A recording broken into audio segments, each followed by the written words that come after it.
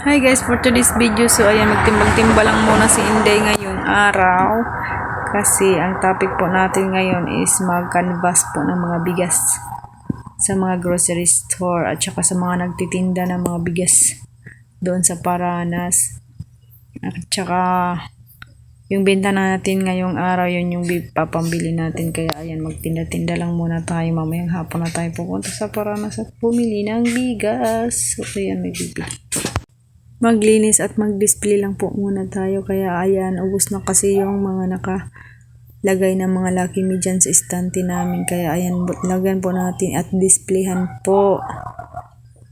Ayan, hinahanap-hanap pa ni Inday Babing yung ibang i-display. Ayan, di-display natin kasi guys, yung binili ko niyan para makamura, isang box na yung binili ko kasi mas mura siya na piso. Tsaka maibenta rin natin na mura, diba? Ayan. Mas maganda kasi yung box yung binibili mo kaysa yung mga paano-ano lang. Kung may pera, tsaka minsan hindi naman kami nakapamili pag walang pera, dasin-dasin lang yung binibili ko. Kaya mas maganda talaga yung box kasi malaki talaga matitipid mo. Benta na nga pala dito sa amin guys ng Pansit Canton na yan is 15 pesos at saka yung Lucky Me is 12 pesos. Ayan yung bintahan namin dito sa aming tindahan. At saka ayan, pagkatapos niyan ni Inday Tindera, mag-canvas po tayo ng mga bigas sa mga malapit na mga grocery dito lang po sa Paranas. Yan, lilibutin po namin yung Paranas at magtanong po tayo kung saan po yung mura ng mga bilihan ng bigas. Sinaubos na po yung bigas dito sa ating tindahan at saka hindi po natin afford ngayon bumili ng sako-sako. Isang sako lang po yung afford natin bumili ng bigas, kaya bumalik kami ulit doon sa Paranas. So ayan, merong product na Silka panel price, kaya kumuha na po ako. Ayan, mga yung cologne kasi diba magpasukan na, maraming bumibili ng mga estudyante. Pati lotion, maliliit lang yung kinuha ko kasi maraming mga estudyante dito na nagtatanong, may lotion at saka yung pabango. Tsaka ayan, yung mga mani na yan. Ayan, 2 piso benta yan. Pati ayan yung Chocomani bulilit. 2 piso rin yung benta. Kaya ayan, 10 lang naman yung kinuha ko. Tsaka yung pagkain ngayon, ayan.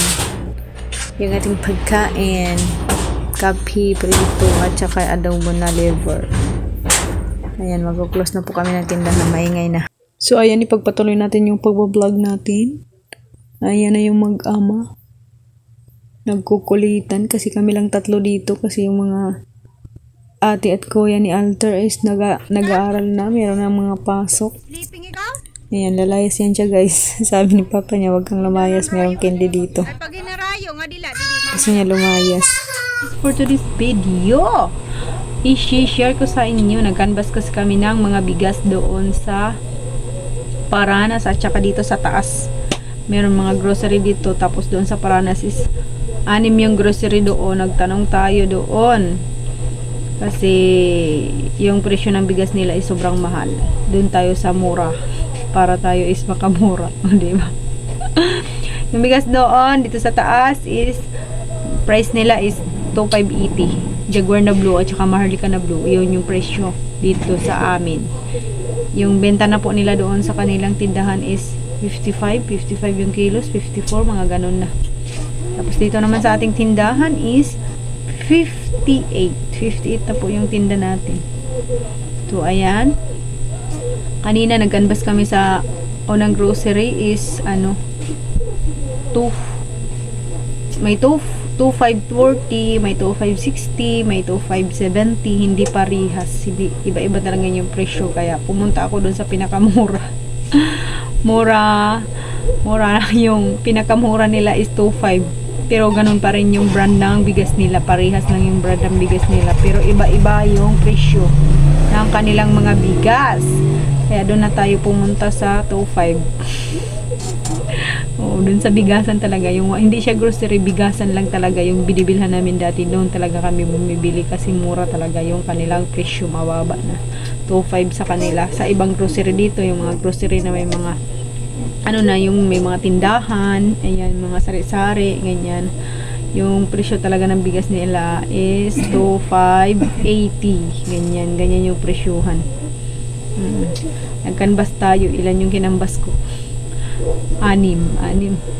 Tapos yung mga kapitbahay namin dito, yung kapitbahay na may mga sari-sari store din is, yung iba is hindi na sila nagtitinda ng bigas. Yung panggamit na lang nila. Kaya ako, bumili lang din ako ng isang sako. Panggamit lang namin. Pwede rin pagtinda. Ayan, pangtinda tsaka panggamit na rin namin. 58 yung kilo yung tinda namin dito sa bigas.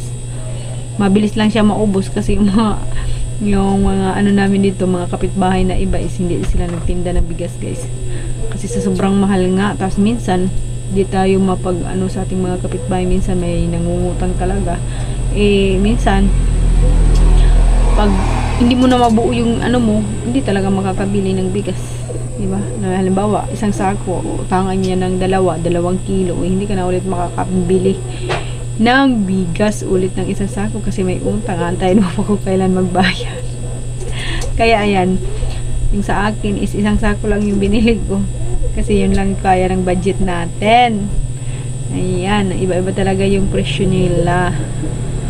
Yun lang yung nabili namin kanina. Bumili kami ng bigas at saka harina. Ayan. Tapos yung mga product kanina na dumating dito sa tindahan namin, yung silka. Dumaan kasi yung panel dito sa amin. Kaya kumuha na ako.